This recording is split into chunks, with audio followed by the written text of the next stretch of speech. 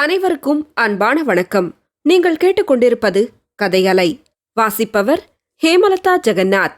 திரு கல்கி எழுதிய பார்த்திபன் கனவு, அத்தியாயம் 9. விக்ரமன் சபதம். சித்திரங்களெல்லாம் பார்த்து முடிந்ததும் விக்ரமன் தயங்கிய குரலில் அப்பா என்றான். மகாராஜா அவனை அன்பு கனிய பார்த்து, என்ன கேட்க வேண்டுமோ கேள் குழந்தாய், சொல்ல வேண்டியதையெல்லாம் தயங்காமல் சொல்லிவிடு, இனிமேல் சந்தர்ப்பம் கிடைப்பது அரிது என்றார். ஒன்றுமில்லையப்பா, இந்த சித்திரங்களெல்லாம் எவ்வளவு நன்றாயிருக்கின்றன என்று சொல்ல ஆரம்பித்தேன். இவ்வளவு அற்புதமாய் சித்திரம் எழுத எப்போது கற்றுக்கொண்டீர்கள்? நமது சித்திர மண்டபத்தில் கூட இவ்வளவு அழகான சித்திரங்கள் இல்லையே என்றான் விக்ரமன். மகாராஜா மைந்தனை கட்டி அணைத்துக் கொண்டார். என் கண்ணே, என்னுடைய சித்திர திறமையை நீ ஒருவன் வியந்து பாராட்டியதே எனக்கு போதும். வேறு யாரும் பார்த்து பாராட்ட வேண்டியதில்லை. என் மனத்திலிருந்த ஏக்கம் இன்று தீர்ந்தது என்றார். ஆனால் அப்பா, எதற்காக உங்கள் வித்தையை நீங்கள் இவ்விதம் ஒளித்து வைத்திருக்க வேண்டும்? இந்த ஆச்சரியமான சித்திரங்களை பற்றி நீங்கள் வெட்கப்பட வேண்டிய அவசியம் என்ன?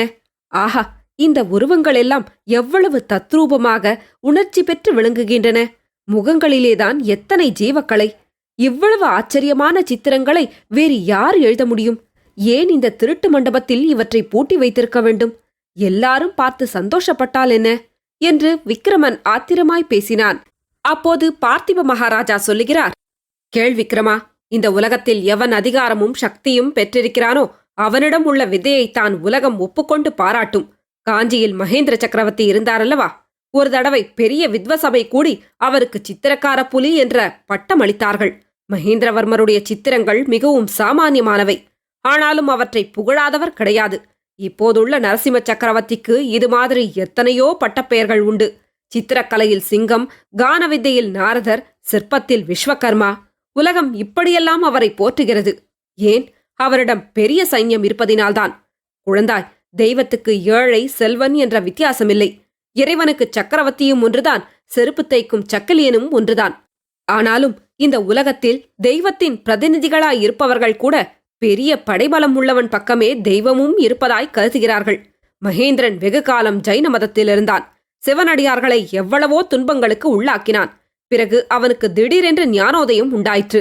சிவபக்தன் என்று வேஷம் போட்டு நடித்தான் விக்ரமா. மகேந்திரனும் சரி, அவன் மகன் நரசிம்மனும் சரி, நடிப்புக் கலையில் தேர்ந்தவர்கள். விதவிதமான வேஷங்கள் போட்டுக்கொள்வார்கள். நம்பினவர்களை ஏமாற்றுவார்கள்.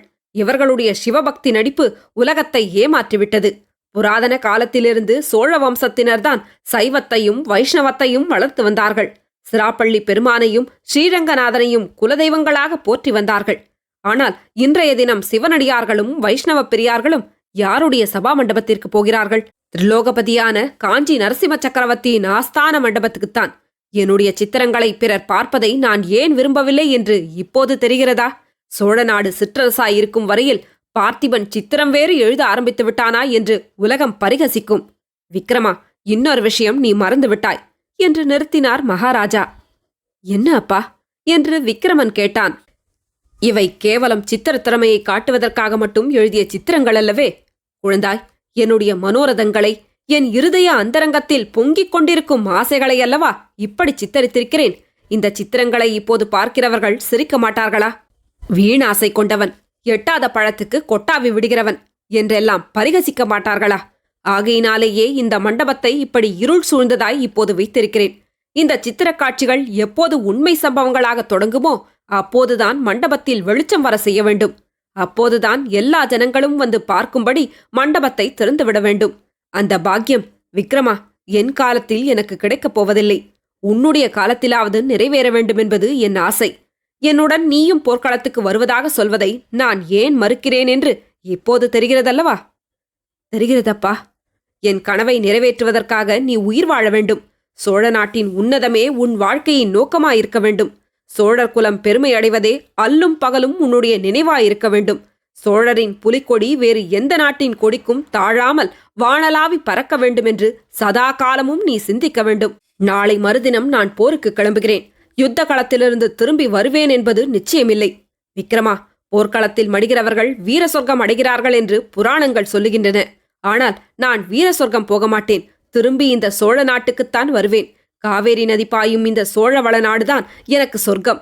நான் இறந்த பிற்பாடு என்னுடைய ஆன்மா இந்த சோழ நாட்டு வயல்வெளிகளிலும் கோயில் குளங்களிலும் நதிக்கரைகளிலும் தென்னந்தோப்புகளிலும் தான் உலாவிக் கொண்டிருக்கும்.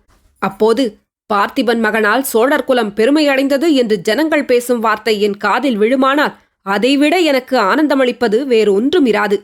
எனக்கு நீ செய்ய வேண்டிய ஈமக்கடன் இதுதான். செய்வாயா விக்ரமா? இளவரசன் விக்ரமன், செய்வேனப்பா, சத்தியமாய் செய்வேன் என்று தழுதழுத்த குரலில் சொன்னான். அவன் கண்களில் நீர் துளித்து முத்து முத்தாக கீழே சிந்திற்று. இதையெல்லாம் பார்த்து கொண்டும் கேட்டுக்கொண்டும் இருந்த பொன்னனுடைய கண்களிலிருந்தும் தாரை தாரையாக கண்ணீர் பெருகிக் கொண்டிருந்தது. மகாராஜா அவனை பார்த்து, பொன்னா, எல்லாம் கேட்டுக்கொண்டிருந்தாயல்லவா?